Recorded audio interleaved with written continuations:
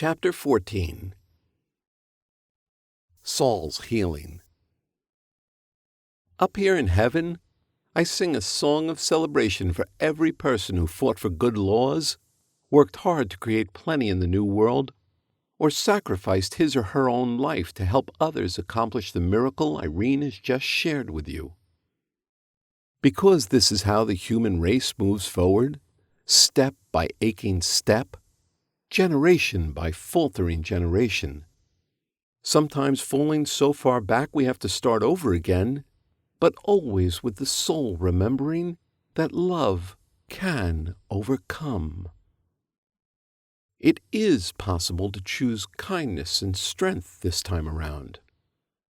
These earthly moments of inspired goodness are among the fundamental reasons we are born at all, because only on this planet can the manifest expression of heaven's love reach full fruition.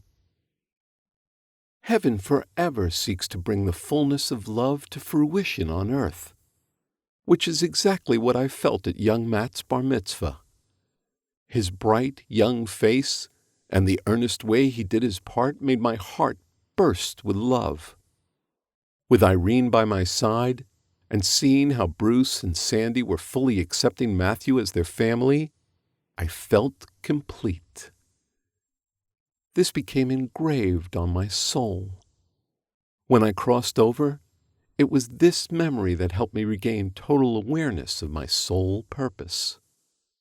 When that happened, my angels knew I was ready to learn about the history of life and how each one of us fits into it. I was brought to a physical setting I would have thought was nuts when I was alive, but completely delighted my eternal soul. This environment wasn't made up of my earthly memories like some of the stuff I'd seen on my tour. This place exists in heaven, and thank God it does. Its architecture is amazing. The columns are tree trunks, and the roof is made of leaves.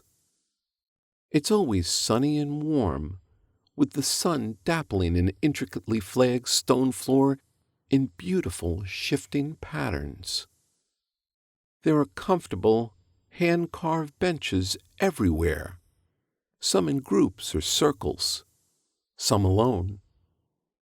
Souls from all races and cultures gather here to listen to a very special group of elders who have attained eternal wisdom during all different time periods: prehistory, biblical times, the Middle Ages, and the present. It is the most fabulous pool of human experience you could ever hope to join.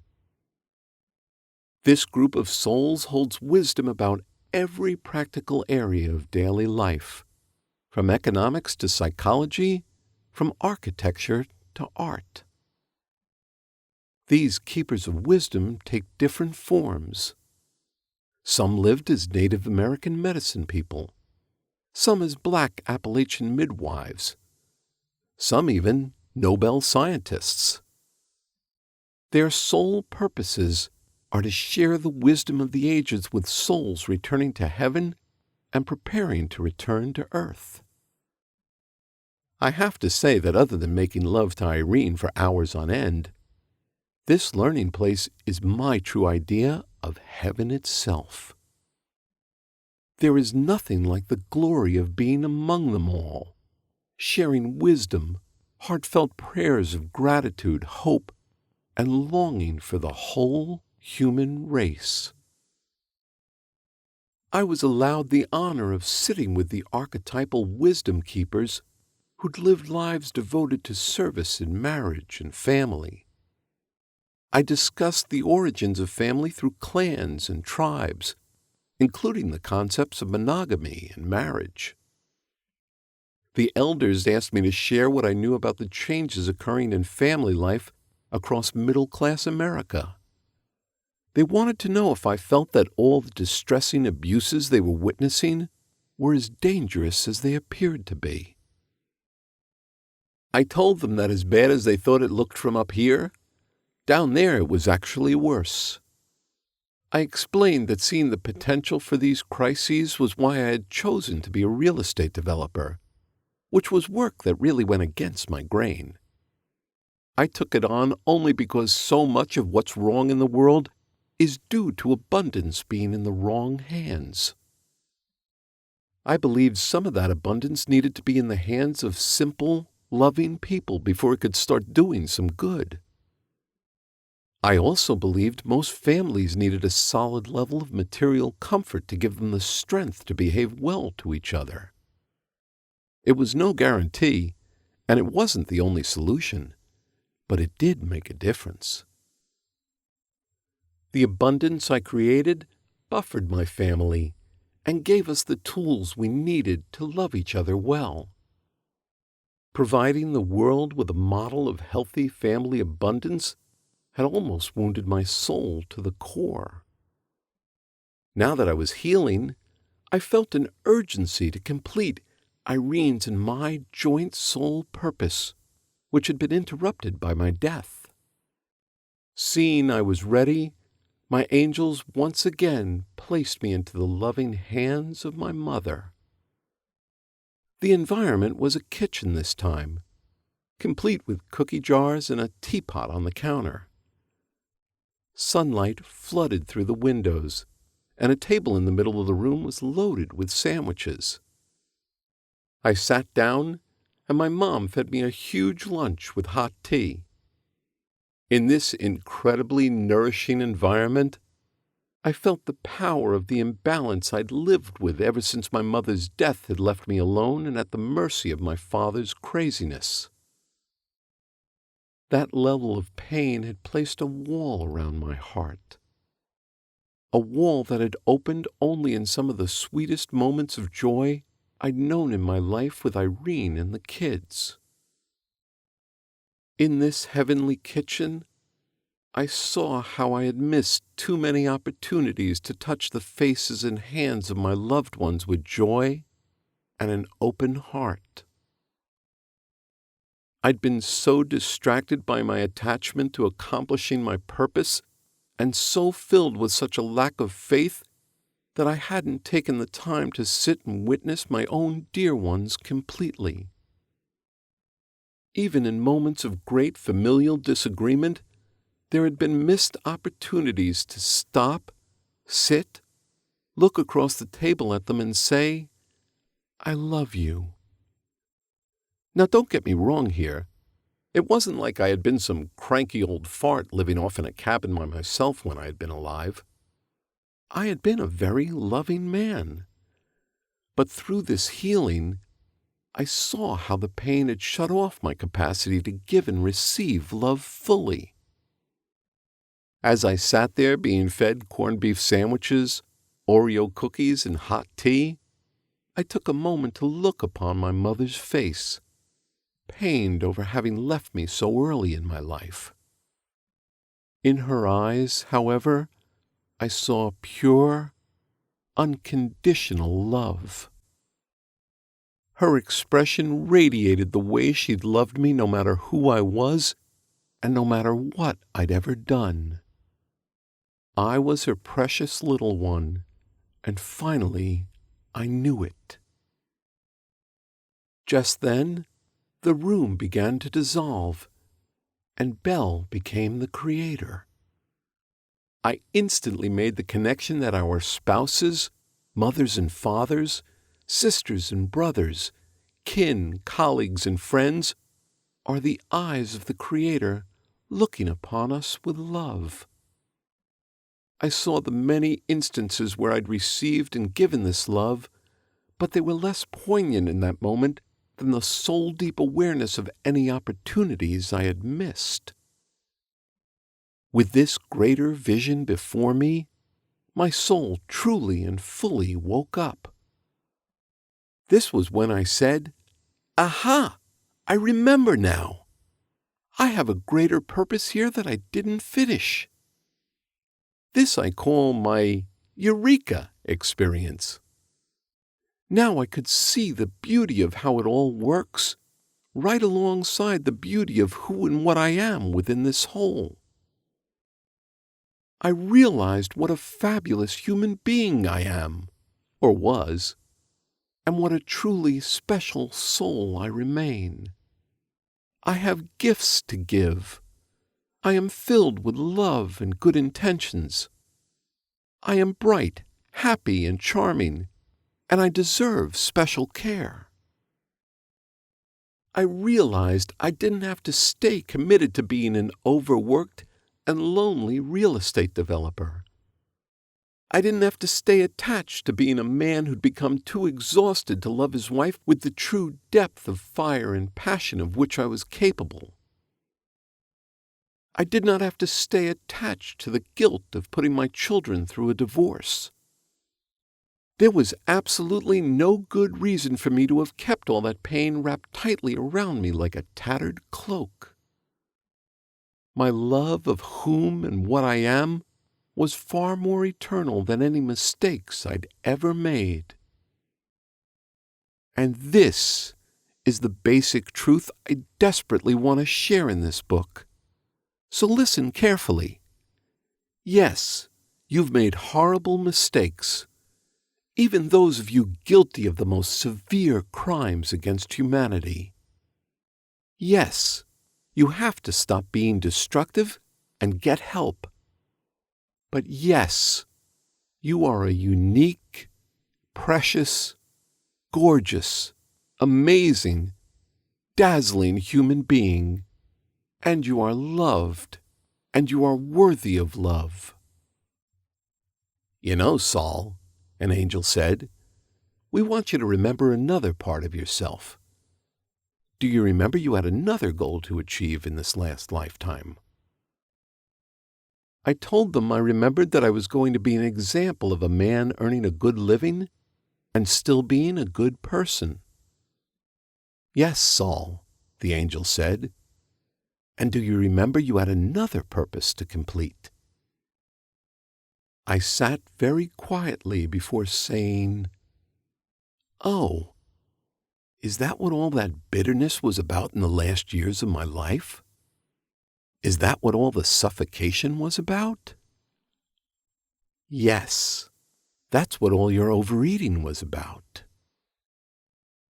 The other purpose I still needed to pursue was about a unique agreement I had made to maintain cords of light connecting my soul with Irene's heart. These beautiful cords of glittering, starry light allow me to be in two places at once, in heaven and on earth with Irene. You see, heaven needed someone to hold this dual awareness in order to help them find a solution to the near crisis level of earthly pain happening here, especially since World Wars I and II. Souls in unprecedented numbers have been coming to heaven tortured, abused, nuked. They are nearly untouchable in their pain, and something has to be done about it. I had agreed, as a soul before my recent New Jersey life, to be one of the first to keep my soul open to the heart of our loving Source and the earthly pain at the same time. In this way, a door would open through me that would allow our Creator to feel in a new way what's going on in people's souls on earth that enables them to do such horrible things to each other. Once heaven saw it through me and that handful of pioneers, some answers could hopefully be found.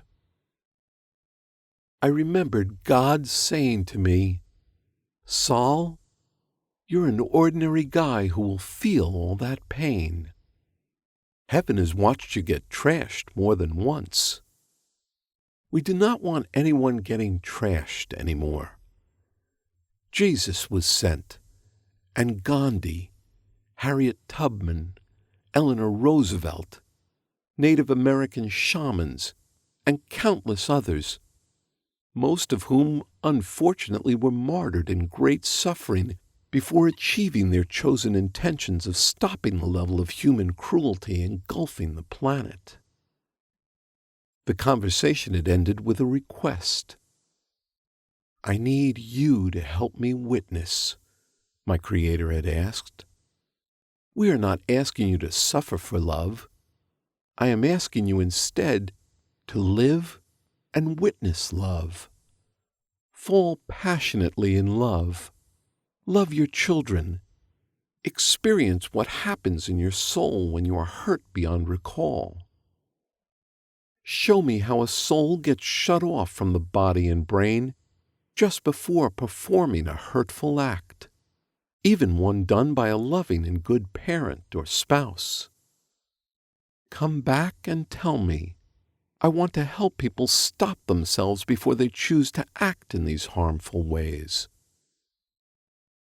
That request had led me to sign up for perceiving the roots of pain that develop when people allow their hands and hearts and bodies to do bad things while their souls are still good.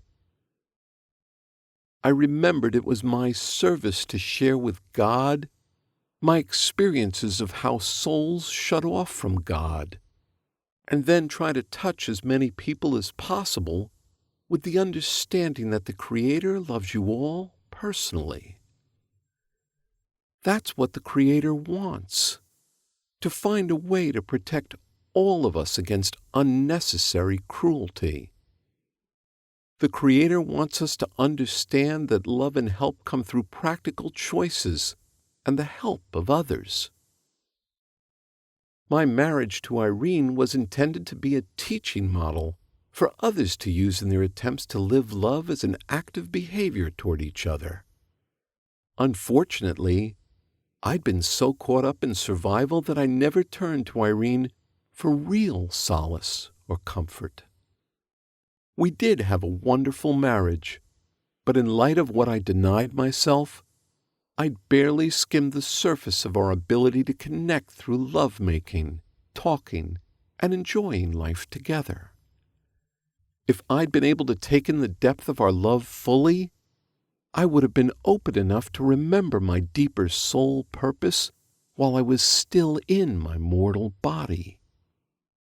I couldn't atone for what I'd neglected to do without a cooperation between heaven and earth. I needed some way to communicate with Irene. But how was a former real estate developer who didn't believe in all that New Age baloney going to reach her from beyond the grave? I had no idea. Irene and I had never believed in communicating with souls on the other side.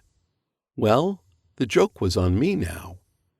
I had to have a way to break through Irene's beliefs and prejudices to get her to work with me, because the truth was, I was never going to be able to fulfill our soul purpose without her. I needed her to work with me in order to succeed.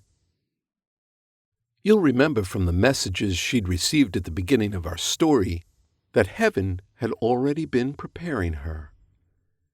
This gave me confidence it would all work out.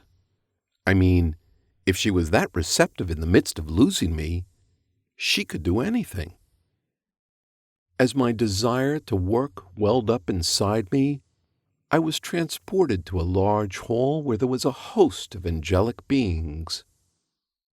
Thousands and thousands of angels were sitting quietly in rows going upward like bleachers in a stadium.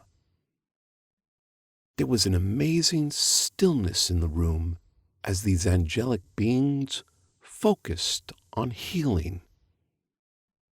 Their faces radiated love, kindness, concentration, and even pain.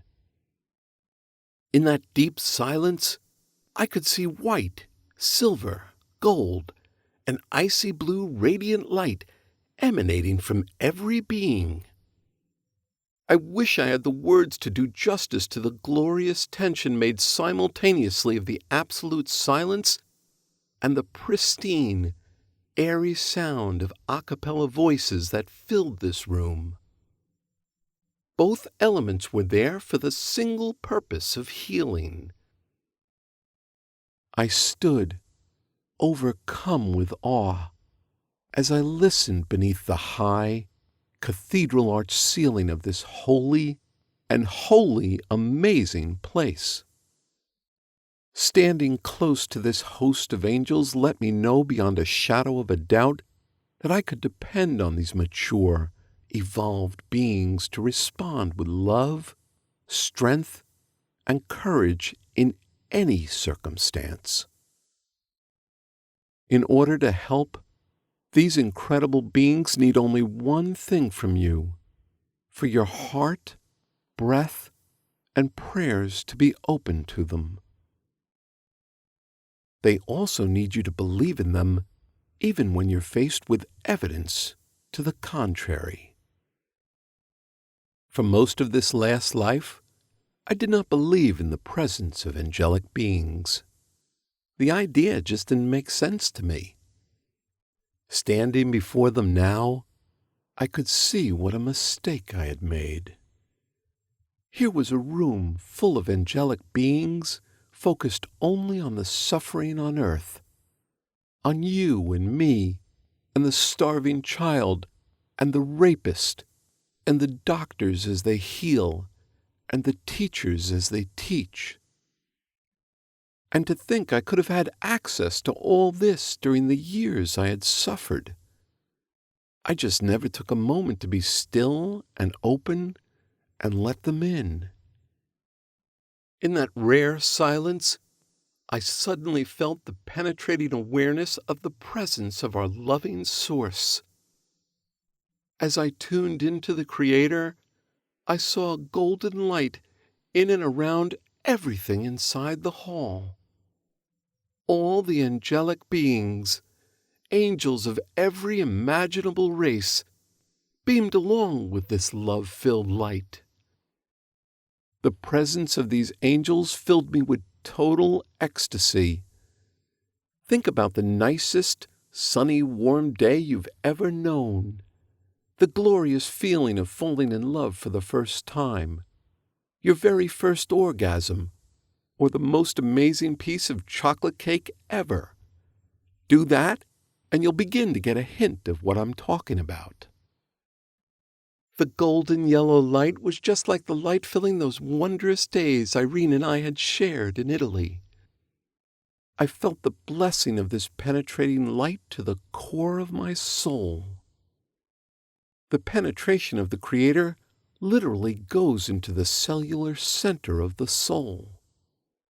It is not a merging, it is a remembering of your origin, remembering that you came from the Source, that you will return to it, and that, while you were apart from it, you were never truly separated. The Source is your roots. It is your home. When God gets inside you, you instantly know who you are. I started seeing the blueprint, the soul map, if you will, for my next birth, my next childhood, and what Irene and I would do together next. The room filled with an angelic prayer going out to everyone on earth. The core of this message was, there are forces out of your control that are larger than you and seem much bigger than you can handle. But we are beaming love at you every day that is freely available. The way you invite this love, this aid, this balm into your life is by breathing, by focusing on your heart chakra, and by cultivating your openness to this love. If you are open to it, no matter how you have suffered, you can find your way to relief. What I want to stress is the quality and the attention of this love. Even if you do not feel or perceive it consciously, there are simple things you can do to be open to this love. Breathe, pray, meditate, and remember. Use all your inspiration and desire to heal, to open up, to wake up and keep searching for ways to heal on your own. One of the things heaven has learned through Irene and me since I died is that the harder Irene works through her grieving process, the more she provides heaven with new ideas for healing they never could have created without her. Heaven is seeking a new form of co-creative process.